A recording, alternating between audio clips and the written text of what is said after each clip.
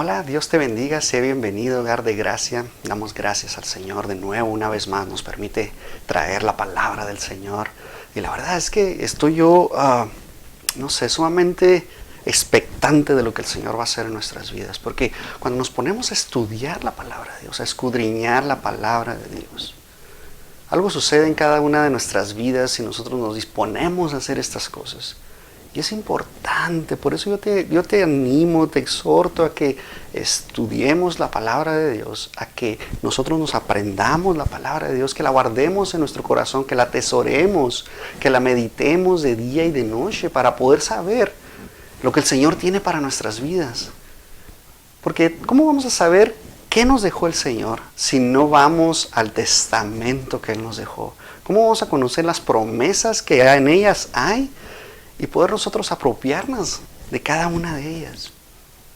¿Cómo podemos saber cómo cambiar nuestro entendimiento? ¿Cómo renovar nuestra mente? ¿Cómo ir aprendiendo a ser mejores discípulos de Cristo? Eso es lo que el Señor quiere y demanda de nosotros. Que nosotros seamos esos seguidores, esos hacedores de la palabra de Dios. Amén. Hemos empezado esta nueva serie la semana pasada, El Mapa. ¿Y por qué es el mapa? Porque el Señor nos dejó cosas en la palabra de Dios para nosotros poder ir creciendo, yendo hacia la perfección y poder llegar al final de nuestras vidas y agradar a Dios en todo. Ser buenos, ser mansos y humildes, ser hijos de Dios. La verdad es que el Señor tiene grandes cosas para nuestras vidas, tiene grandes propósitos para nosotros cumplir. Y para poder conocer el propósito que Dios tiene para nuestras vidas es haciendo la voluntad de Dios. De esa manera nosotros podemos conocer en realidad quién es el Hijo de Dios. Señor, te damos gracias, Señor, por tu palabra. Gracias, Señor, porque tú la has dejado para nosotros, para nuestra edificación. Y por ella creemos, Señor, en todo lo que ella está escrita. Gracias, Señor, por tu palabra que es perfecta, es viva y eficaz, Señor, es absoluta, no cambia, Señor. Gracias, Señor, porque este manual perfecto que has dejado para nuestras vidas, podemos nosotros apreciarlo, comer de él, Señor, que es el pan de vida, Señor. Gracias, Señor, porque lo has dejado para cada uno de nosotros y poder escudriñarla, Señor. Espíritu Santo, que tú puedas hablar a través de mí, que yo pueda dar esa palabra que cada uno necesitamos, Señor, escuchar. Gracias, Señor, por esta oportunidad tan grande, Señor, de poder predicar y enseñar la palabra de Dios. Gracias, Señor, en el nombre de Cristo Jesús. Amén. De nuevo, sean bienvenidos, hogar de gracia. Es un privilegio. Siempre te lo digo que es un privilegio porque debería ser una necesidad de cada uno de nosotros llevar la palabra de Dios, poder enseñarla, que eso es lo más importante. Está mi esposa, que yo le hablo y le menciono lo que he encontrado nuevo. Para mí es una explosión cada vez que encuentro algo nuevo y corro hacia ella y le comento. Para mis hijos, enseñarles lo que en la palabra de Dios hay, para que ellos puedan tener esas bases morales de las cuales el Señor nos habla. Si tú te has fijado, de ella se basa todo lo que existe en el mundo. Damos gracias a Dios que este libro lo dejó para nosotros. Es un compendio de libros que la verdad es que todos hablan de lo mismo. Damos gracias a Dios. Este mapa el cual el Señor nos dejó, lo empezamos a ver la semana pasada. Nos fuimos a Mateo 5, versículo 1. Y dice la palabra de Dios: viendo la multitud, subió al monte, y sentándose vinieron a él sus discípulos. Y la verdad es que podemos entender, porque en Mateo 4 nos habla y nos dice esta multitud. ¿De dónde llegó esta multitud? Porque no llegó de la nada. Nos menciona que había mucha gente que venía de diferentes regiones, de diferentes partes. Ahí en Mateo 4:25 dice la palabra de Dios: y le siguió mucha gente de Galilea, de Decápolis, de Jerusalén, de Judea y del otro lado del Jordán. Y podemos ver que la palabra de Dios empieza a mostrarnos qué estaba sucediendo, porque es una historia que nos está contando. Podemos entender y ver que esta gente le seguía por sus prodigios, por sus milagros, por todo lo que hacía. Y nos dice que Jesús subió al monte. Y no solamente subió para esconderse, para orar, para hacer todas estas cosas, sino que Él se empezó a preparar. para toda esta multitud que estaba viniendo hacia Jesús para escucharle lo que él tenía que decir. Pero lo mejor de todo es que este mensaje va especialmente a los seguidores de Jesús, a los discípulos de Jesús. Y todo esto empieza a partir de Mateo 4:25 y termina hasta Mateo 7:28, en donde termina y dice la palabra de Dios que toda la gente que estaba presente escuchó el mensaje y fueron asombrados por lo que Jesús habló. Y damos gloria al Señor. Mira lo que dice Lucas 6:17. Y descendió con ellos y se detuvo en un lugar llano, en compañía de sus discípulos y de una gran multitud de gente de toda Judea, de Jerusalén, de la costa de Tiro y de Sidón, que habían venido para oírle y para ser sanados de sus enfermedades.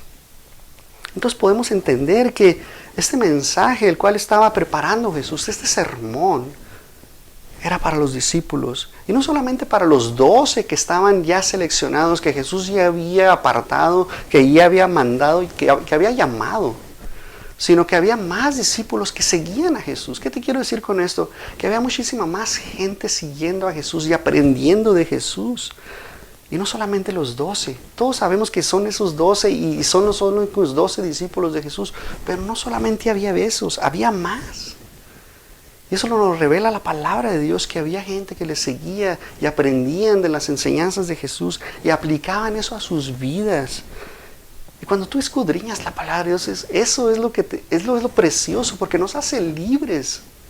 Y podemos entender que la palabra de Dios nos va a ir transformando todos los días de nuestra vida. Y mira lo que dice la segunda parte del versículo 1 de Mateo 5, dice, y sentándose. ¿Por qué Jesús se sentó? Y te quiero mencionar porque tenemos que entender, como te dije la semana pasada, la cultura en la cual estaba sucediendo todo esto. Y era una manera normal, común, de que el que iba a enseñar la palabra, el que iba a enseñar lo que estaban en los rollos, en las sinagogas, se sentase y los demás estuvieran parados escuchando. Esa era la costumbre y los discípulos se quedaban de pie escuchando. Mira lo que dice Lucas 4:20. Y enrollando el libro, lo dio al ministro y se sentó. Y los ojos de todos en la sinagoga estaban fijos en él. Mateo 13:2. Y se le juntó mucha gente y entrando a él en la barca se sentó. Y toda la gente estaba en la playa. Mateo 23:2. En la cátedra de Moisés se sientan los escribas y los fariseos. Entonces es lo que te quiero explicar. Que Jesús se sentó para hablar, para empezar a hablar. Y todos los demás estaban escuchando. A diferencia del día de hoy, si tú te das cuenta, cuando vas al servicio en la iglesia, tú estás sentado y el pastor o el evangelista o el apóstol, el que vaya a dar la enseñanza o la palabra, está parado. Y está en un lugar un poco más alto, si tú te das cuenta, está en el púlpito, de ahí estamos hablando.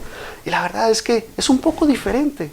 Y tenemos que entender que era en esos tiempos poder entender lo que dice la palabra de Dios. Pero Mateo nos muestra y nos registra que esa era la manera de enseñar en aquellos tiempos. Y podemos entender que la personalidad, ¿verdad?, de Jesús en ese momento nos estaba enseñando.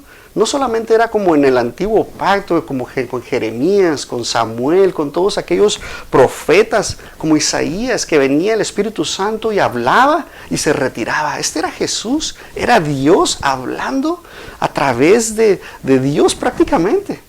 Dios estaba hablando en ese momento y todos estaban atentos. Y la otra parte del versículo dice, y vinieron a él sus discípulos, y de nuevo, estos discípulos no solamente eran los 12, sino todos los que estaban ahí escuchando. Este mensaje especialmente es para un discípulo de Jesús. Cuando tú te consideras un discípulo de Jesús, tú tienes oídos para oír. Y podemos escuchar la palabra de Dios. Y vemos que Jesús asciende a esta colina, asciende a este monte, y está la multitud escuchando. Y podemos entender lo que dice la palabra de Dios y poderlo aplicar a nuestras vidas. Mateo 5:2, mira lo que dice la palabra. Y abriendo su boca les enseñaba diciendo. Entonces tú dices, bueno, pues voy a abrir mi boca para poder enseñar. No se está refiriendo a eso. Lo que dice la palabra es que abría su boca a gran voz. Él estaba hablando y enseñando de esa manera.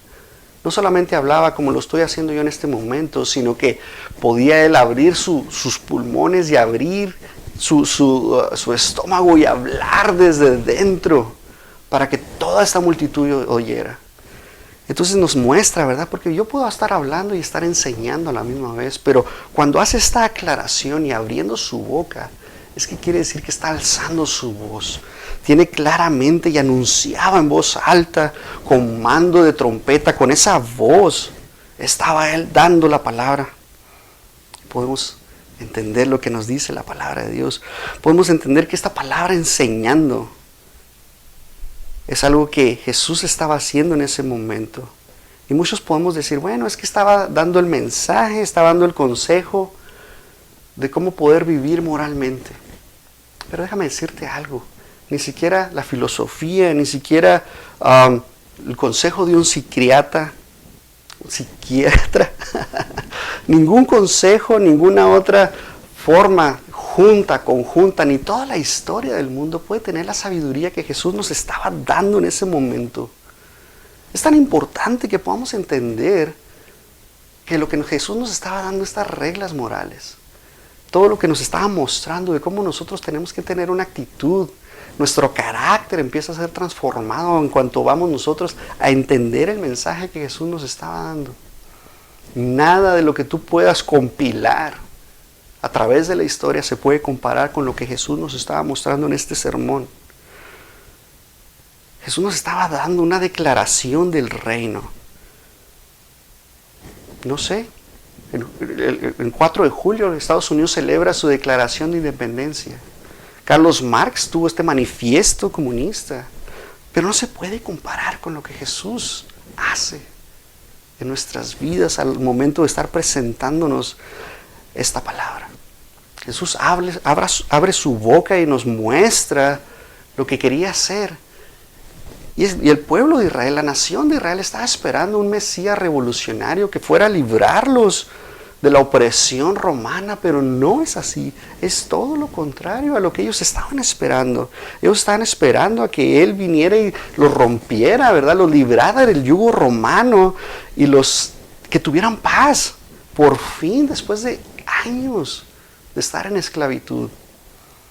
Es importante que podamos entender que este mensaje del Sermón del Monte no se refiere a la salvación, sino que nos está hablando que tenemos que tener esa disposición de ser discípulos, que sabemos que tenemos el potencial de ser discípulos de Cristo. Recuerda que un discípulo es alguien que sigue al Maestro, cuando el Maestro, que en este caso es Jesús, es el Rey de nuestras vidas. Y podemos entender que Él es el Señor de señores. Amén. Podemos entenderlo. No se puede. Si nosotros estamos hablando acerca de un estándar, la verdad es que rompe todo el mensaje que trae Jesús y nos cambia todas las cosas. Podemos entender que Jesús está tratando con estos discípulos de Cristo. Les está hablando y nos está dando este mensaje. Era un mensaje destinado a través para que nosotros lleváramos este mensaje. No solamente que nosotros nos quedemos con Él y lo guardemos, sino que nosotros vayamos. Tenemos que salir. Es lo que Jesús quiere, que seamos enviados y hablemos la palabra de Dios. Lo podemos ver en Mateo y en Lucas, siempre tratando de ser enviados. Lo puedes ver en Mateo 28. Jesús quiere que salgamos, que llevemos esta palabra. Esta palabra enseñaba. Es un verbo imperfecto, el cual tenemos que estar nosotros haciendo una acción repetitiva. Siempre tenemos que estar enseñando la palabra de Dios. Y simplemente la traducción debe ser que solía enseñarles. Constantemente estaba Jesús enseñando. De esa manera podemos nosotros seguir aplicando esto a nuestras vidas. Tenemos que enseñar la palabra de Dios. Recuerda que uno de los dones del Espíritu Santo es el don de enseñar, el don de maestro. Tenemos que enseñar la palabra de Dios. Busca los mejores dones, dice la palabra de Dios. Es claro que este sermón del monte impactó de una manera importantísima a los primeros cristianos, a la iglesia primitiva. Y ellos aplicaron todo esto, todas estas ideas que Jesús nos dio, toda esta enseñanza que Jesús nos dio, la podemos aplicar hasta hoy en día. Estas bienaventuranzas de las cuales vamos a empezar a hablar, porque es conocido el sermón del monte como las bienaventuranzas, significan las bendiciones.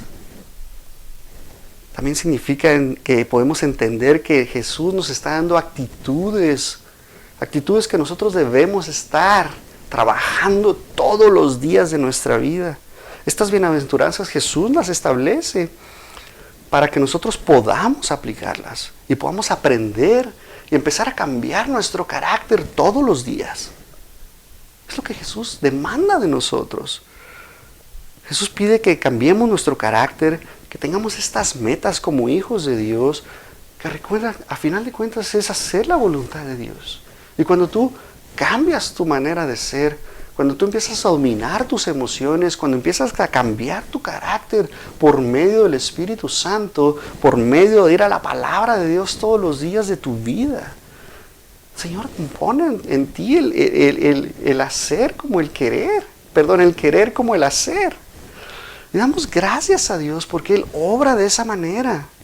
No hay escapatoria a estas responsabilidades que nosotros tenemos como hijos de Dios. Estos atributos que nosotros debemos empezar a trabajar, los vamos a ir explorando, vamos a ir adentrándonos a ellos para poder saber cómo es el escalón para que nosotros podamos ir cambiando nuestras vidas. Cómo Jesús lo estableció y cómo es que sucede en realidad. Lo primero es la fundación. Sabemos que es Cristo Jesús nuestro más grande fundamento. Él es nuestra roca, nuestro refugio, nuestra fortaleza. Si no construimos nuestra casa, nuestro templo en Cristo, cuando venga la tormenta, cuando venga la marea, cuando vengan todos esos problemas, nos vamos a derrumbar. Pero si Cristo es nuestro grande y sólido fundamento, vamos a estar firmes sobre la roca. Amén. Él está, ¿verdad?, trabajando nuestras vidas todos los días. Mateo 5:3. Bienaventurados los pobres en espíritu, porque de ellos es el reino de los cielos. Muchas personas piensan que tenemos que ser pobres para poder tener el reino de los cielos a favor de nosotros, para que nosotros podamos ir al reino de los cielos, y no se está refiriendo a eso. Jesús nos promete, ¿verdad?, estas bendiciones para nuestras vidas como discípulos de Él que somos, y tenemos que ser pobres de espíritu. ¿Qué significa esto? La palabra griega para bienaventurado es una palabra feliz, ¿verdad? Somos felices cuando somos bienaventurados, pero no en el aspecto en el cual yo soy feliz en este momento y el día de mañana voy a estar triste. En el día de mañana no voy a estar gozoso. Yo siempre, ¿verdad? Esa es la palabra, es el sentido moderno en el cual nosotros tenemos que estar entendiendo que bienaventurado significa felicidad a mi vida.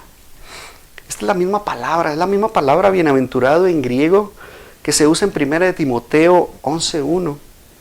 Según el glorioso evangelio del Dios bendito que a mí me ha sido encomendado. Esta palabra bendito, la palabra griega Makarios, describe como un gozo, es algo que hay dentro de mí constantemente, es algo que no se toca, es algo que es autónomo, inmovible, es sólido en mi vida. Yo le doy gracias a Dios porque Él hizo algo en mi vida que yo siempre estoy gozoso, siempre estoy contento. Obviamente me enojo, me molesto, me pongo triste cuando vienen esas situaciones, pero hay un gozo en mí que nunca se va. En mi trabajo me dicen que siempre estoy feliz, que siempre estoy con una sonrisa, que siempre le veo el lado positivo a todos los problemas. Y eso es lo que Dios hace en nuestras vidas. Hay un gozo. Es una bienaventuranza, es algo que nosotros tenemos que estar siempre buscando, porque Dios lo pone en nosotros. Y tenemos que irlo desarrollando día con día. Por lo tanto, pobre de espíritu no es una confesión de estar pobre, ¿verdad? Porque hay dos maneras de entender la pobreza. Una es, en mi trabajo estoy en bancarrota, estoy pobre, no tengo nada de dinero. Pero podemos ver, ¿verdad?, que Jesús nos muestra que hay personas que son verdaderamente pobres.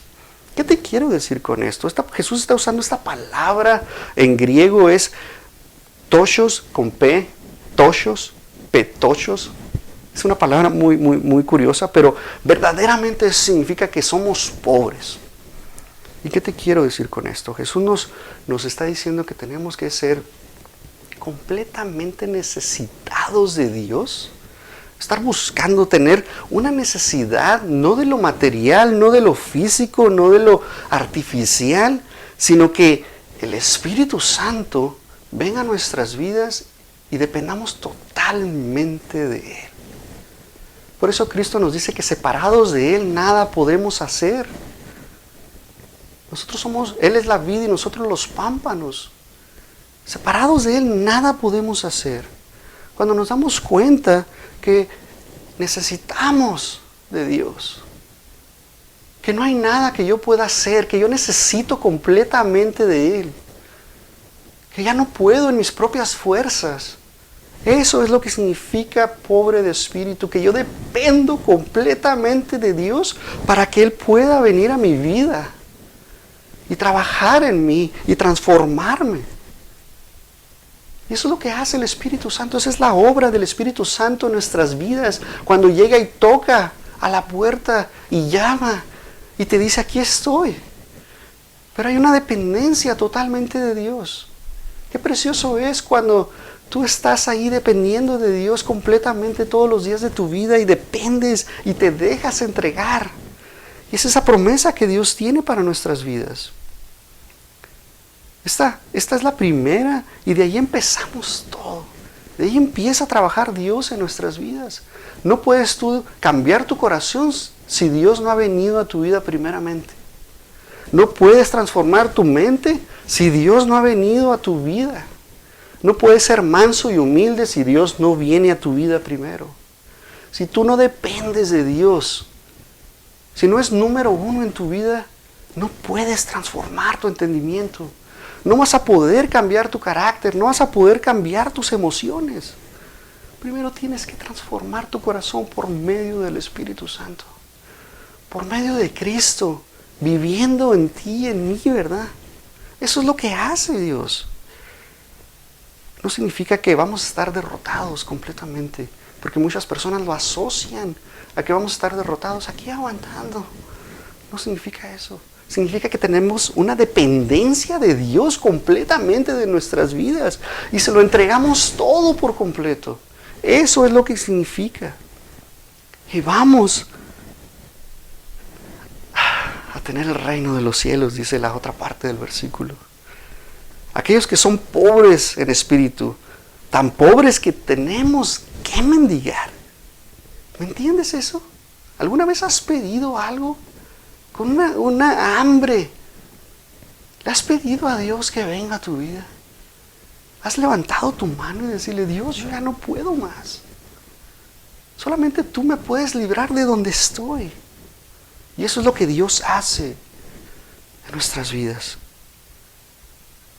No importa que tú des. No importa todas las obras, no importa lo que tú hagas, no importa que seas el presidente de la república, no importa que seas tú el jefe de jefes, no importa que hayas dado a los pobres, no importa que tú hayas servido en la iglesia. La verdad es que las obras no tienen nada que ver con que Cristo venga a tu vida y more en ti. No hay nada que tú y yo podamos ofrecer más que nuestro corazón. Que Él venga a mi vida y me transforme de esa manera para que yo pueda escuchar su voz. En ese momento cuando Él diga, aquí estoy para ti. Cuando yo me rindo a Él, puedo entregarme por completo. Los pobres de espíritu son levantados, son puestos, son algo importante para Dios. Recuerda que somos príncipes del reino y damos gracias a Dios. Solamente el llamado a ser pobre de espíritu es un puesto primero que Dios pone en nuestras vidas, ¿verdad? Y damos gloria al Señor. La verdad es que tenemos que tener hambre y sed de justicia, ser justos. Cuando tú tienes hambre y sed de justicia, ¿qué significa eso? Que tú estás buscando siempre hacer el bien.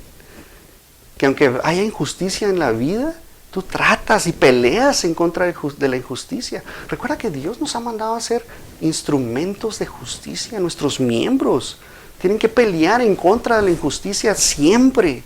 Tratar de hacer el bien. Y más con los de la familia del Señor. Damos gracias a Dios. No puedes ser tú manso y humilde si no eres pobre de espíritu. No puedes tú llorar si no eres pobre en espíritu. Mira lo que dice Mateo 5:4. Bienaventurados los que lloran, porque ellos recibirán consolación. Esta palabra, los que lloran, en la gramática griega antigua es un tiempo pasado, algo que ya pasó, algo en el cual tú lloraste, es un dolor a consecuencia de algo que sucedió en tu vida. Y el Señor empieza a cambiar, ¿verdad? Es un dolor profundo que hay en nuestras vidas y poder nosotros entenderlo. Esta palabra, llorar, esa es la palabra griega penteo, con H, penteo. Es una palabra usada que se usa para cuando lloras por un muerto, por alguien que ya murió, por un lamento apasionado, algo que pasó por alguien, por un ser amado que se fue, algo que sucedió. Y eso es lo que pasa cuando Cristo viene a tu vida. Y dependes completamente, en donde tú ya no sabes qué hacer en tu vida, que estás completamente en el fondo, en el hoyo de la desesperación. Y Dios viene a tu vida y tú estás clamando a Dios que obre en tu vida y te transforme. Que quite de eso en tu vida y Dios cambie. Y es cuando tú tienes ese encuentro personal con Dios. Porque tú ya no sabes qué hacer. En ese momento tú lloras inconsoladamente porque no hay nada que tú puedas hacer en tu vida más que Él transformándote. Y de esa manera podemos entender que cuando lloramos de esa manera, el Señor está cambiando tu corazón. Gracias a Dios por los que no entran en esa manera, pero muchos sí. Hay veces que, no sé si tú has escuchado, muchos que dicen, es que tuve que tocar fondo para que Dios viniera y me rescatara. Y la verdad es que muchos hemos pasado por eso. Solamente en ese momento, en esa tristeza que produce arrepentimiento, es cuando viene Dios y nos habla y nos toca. Mira lo que dice Pablo en 2 Corintios 7:10. Porque la tristeza que es según Dios produce arrepentimiento para salvación. De que no hay que arrepentirse, pero la tristeza del mundo produce muerte. Entonces cuando tú no sabes qué hacer en tus propias fuerzas, cuando eres pobre de espíritu y tú dices, Dios, yo ya no puedo más, y tú le entregas, y tú estás inconsoladamente llorando, Dios se acerca a tu vida y te transforma. Y en ese momento toma tu corazón y lo cambia. Y transforma todo lo que eres. Sigues siendo el mismo por fuera, pero internamente eres diferente. Tus ojos son diferentes, tu boca es diferente, tu mente es diferente, porque tu corazón ha sido transformado. Porque Dios lo ha agarrado y lo ha limpiado. Cuando antes era de piedra, ahora lo ha hecho de carne, dice la palabra de Dios. Y lo ha limpiado y lo ha quitado toda la injusticia, toda la maldad, toda la podredumbre que había en tu vida. Eso es lo que hace el Señor. En ese momento en el cual tú ya no puedes hacer nada en tu vida. Y recibimos una consolación. Aquellos que lloran sobre su pecado, sobre su condición pecaminosa, Dios nos promete esa consolación. Yo le doy gloria al Señor. Dios permite muchas veces que pasemos por esas tristezas. ¿Para qué? Para hacernos saber que el camino que estamos tomando no es el correcto. Que aunque muchas veces Él nos ha hablado por medio de un familiar, por medio de un amigo, inclusive el mismo Espíritu Santo te habla en ese momento y te dice, eso no lo hagas. Y muchas veces lo asociamos con la conciencia, pero es el Espíritu Santo hablando a tu vida. Pero nosotros en nuestra naturaleza pecaminosa tomamos esa decisión de hacerlo. Y obviamente hay que cosechar lo que sembramos, pero Dios está ahí. Y la verdad es que el Señor está siempre trabajando en nuestras vidas. Cuando nosotros entendemos que tenemos una necesidad completamente de Dios, cuando nosotros nos hemos entregado por completo, el Señor viene a nuestras vidas y nos transforma. Y una vez que nos ha transformado, una vez que nos ha salvado, empieza a transformarnos en nuestra mansedumbre. Es el siguiente paso. Empezamos a ser mansos, empezamos a ser diferentes. Y no en el sentido de que nosotros seamos mensos, ¿verdad? Porque muchos piensan, es que es manso y se deja de todo. No, eso no es lo que el Señor nos está mostrando que seamos. El Señor nos muestra otra manera. Mira lo que dice Mateo 5:5. Bienaventurados los mansos, porque ellos recibirán la tierra por heredad. Es un poco complicado traducir esta palabra del griego praus, que es manso. Es una palabra que tiene un balance, ¿verdad? Está entre el enojo a la indiferencia y entre la humildad. Entonces es algo que está sucediendo ahí. Jesús nos está mostrando que tenemos que ser mansos, que tenemos que tener esa mansedumbre. Recuerda que es un fruto del Espíritu que viene a nuestras vidas cuando hemos nacido de nuevo y lo empezamos a desarrollar. Pero el Señor quiere que trabajemos en la mansedumbre, que seamos mansos y que podamos nosotros desarrollarlo. No significa que no me voy a enojar y que por esa razón, porque el Señor me pide que sea manso, nunca me voy a enojar. Pero lo que el Señor me está diciendo es que cuando yo me enoje, lo tome y lo controle con lo que he aprendido en la palabra de Dios y con lo que el Espíritu Santo está trabajando en mi vida. Y en ese momento, cuando yo lo puedo controlar, no lo voy a decir, no voy a ir y golpear, porque eso es lo que el Señor quiere de nosotros, de nuestras vidas. Y eso es lo que el Señor empieza a trabajar. Que nosotros nos enojemos, nos pongamos tristes, que hagamos todas estas cosas, pero no significa que cuando estoy enojado yo pueda ir y empezar a golpear a las personas. Obviamente con nuestra boca o inclusive a los golpes. Pero lo que el Señor trabaja en nuestras vidas es que yo puedo estar enojado, pero puedo restringirme de hacer todo lo malo, de descargar mi ira y llevarlo a los pies de Cristo. ¿Por qué? Porque eso es lo que quiere el Señor, y que sea obediente a la voluntad de Dios. Me puedo enojar. Recuerda que Pablo nos dice, airaos, pero no pequéis. No se ponga el sol sobre nuestro enojo. Entonces, yo me puedo enojar, pero no puedo pecar. No puedo descargar esa ira. Y gracias a Dios que el Espíritu Santo es el que nos da tenemos ese espíritu de poder, ¿verdad? No es de cobardía, sino de poder, de amor y dominio propio. Y cuando yo empiezo y se lo entrego a los pies de Cristo, yo no voy a ser vengativo contra las personas que me han dañado. Sí me voy a enojar, claro que sí, es una emoción. Y gracias a Dios que Él nos dio todo esto. ¿Para qué? Para que nosotros podamos ser mejores día con día e ir trabajando. Tenemos que ver que las primeras dos bienaventuranzas son para que nosotros controlemos a nosotros mismos, pero esta va aplicada hacia afuera, ¿verdad? De mí hacia afuera. Tengo que ser manso. Significa demostrar una disposición de someterme y trabajar bajo autoridad. ¿Qué significa eso? Que cuando Dios es el Señor de mi vida, cuando Cristo es el Señor de mi vida, yo me someto a Cristo. Y dejo que Él se enseñoree de mí y no el pecado. Cuando yo dejo que Cristo sea el Señor de mi vida, yo me he puesto el yelmo de salvación. Tengo la mente de Cristo. Yo empiezo a hablar la palabra de Dios. Son mansos ante Dios los que se someten a la voluntad y conforme a la palabra de Dios.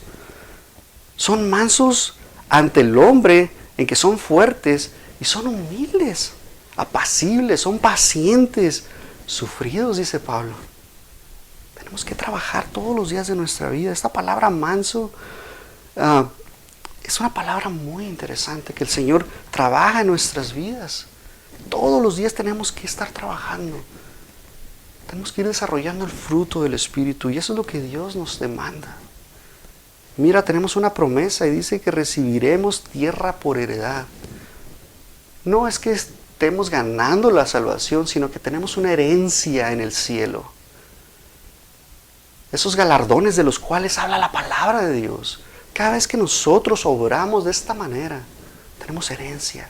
Tenemos esos galardones que el Señor tiene para nosotros y poderlos tomar. Esa es la promesa. Que vamos a recibir esa heredad. ¿Qué es heredad? Es una herencia. ¿Y qué pasa cuando tienes la herencia? Eso es cuando ya estamos en el cielo, en la presencia de Dios. Vamos a tener esos galardones. Damos gloria a Dios. Solamente podemos aplicarlo a nuestras vidas cuando empezamos a trabajar todos los días. Tenemos que empezar a trabajar nuestro carácter. Tenemos que empezar a dominar, ¿verdad? Todo lo que tenemos en nuestras emociones. El Señor nos pide, ¿verdad? Que vayamos a la palabra de Dios y nos llenemos del Espíritu. Damos gracias a Dios. El Señor siempre sigue orando. Vamos a continuar la próxima semana con los siguientes. Va a estar interesante. Yo solo quiero invitarte, siguiendo invitando a que escudriñemos la palabra de Dios. Que veamos lo que el Señor tiene para nuestras vidas y que podamos ver que podemos cambiar el hombre natural. Ese no lo vamos a poder dejar porque estamos en esta carne, la cual se está deshaciendo todos los días. Esa naturaleza pecaminosa que traemos desde Adán hasta nuestros días, pero el Espíritu Santo empieza a transformarnos y poderle cerrar las puertas a la carne. Podernos conectar con el Espíritu. Damos gracias a Dios. El Señor quiere que seamos pobres de espíritu, que nos entreguemos por completo a Dios. Damos gracias al Señor. Padre, te damos gracias, Señor, por tu palabra. Gracias, Señor, porque nos hace ver las cosas desde un punto de vista diferente que no lo habíamos visto, Señor. Gracias, Señor, porque nos renueva el entendimiento, porque nos transformas, porque nos haces cambiar nuestra actitud, porque podemos cambiar nuestro carácter a través de tu enseñanza. Señor, yo nada más te pido que tú sigas obrando en nuestras vidas, que podamos nosotros ir siendo transformados día con día, para parecernos cada día más a ti. Aunque muchas veces se ve difícil la situación, sabemos que tú estás en nuestras vidas, porque tú vives en nosotros. Solamente contigo, Señor, podemos ser diferentes. Podemos apartarnos del mal. Te damos gracias, Señor, por tu palabra. En el nombre de Cristo Jesús. Amén. Dios te bendiga.